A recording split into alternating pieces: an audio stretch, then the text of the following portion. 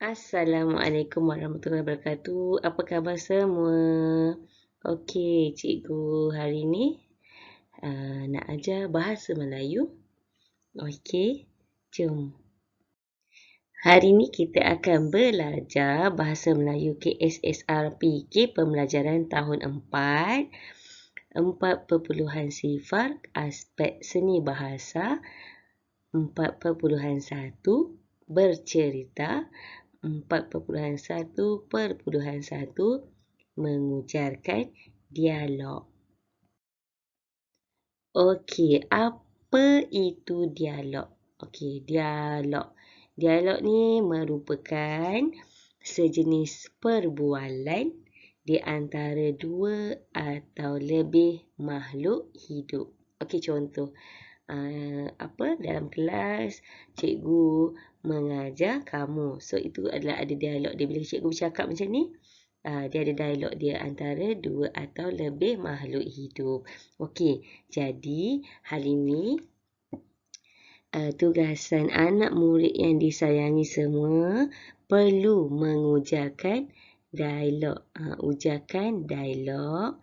Dalam cerita gambar ni kita ada Farah. Ni Farah. Dan Pria sedang berbual-bual di kantin. Okey.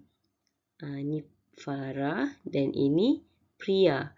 Okey, ini ada dalam buku teks muka surat 40. Okey.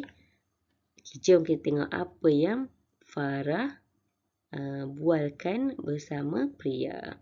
Okey.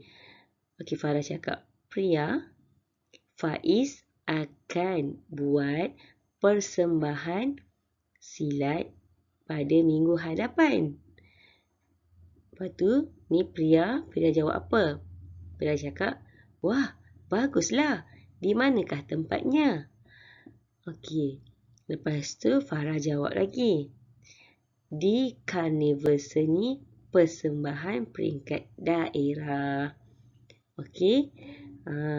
Ni dinamakan dialog. Okey. So, untuk minggu ni, kamu semua perlu ujarkan dialog ini sahaja.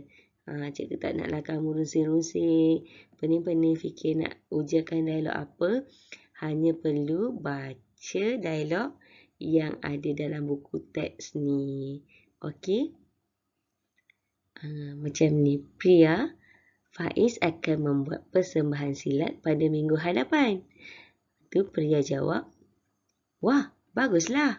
Di manakah tempatnya? Okey, Farah jawab, di Karnival Seni Persembahan Peringkat Daerah. Okey, senang kan? Ini adalah dialog. Kita hanya perlu ujarkan dialog untuk mata pelajaran Bahasa Melayu minggu ini. Terima kasih semua.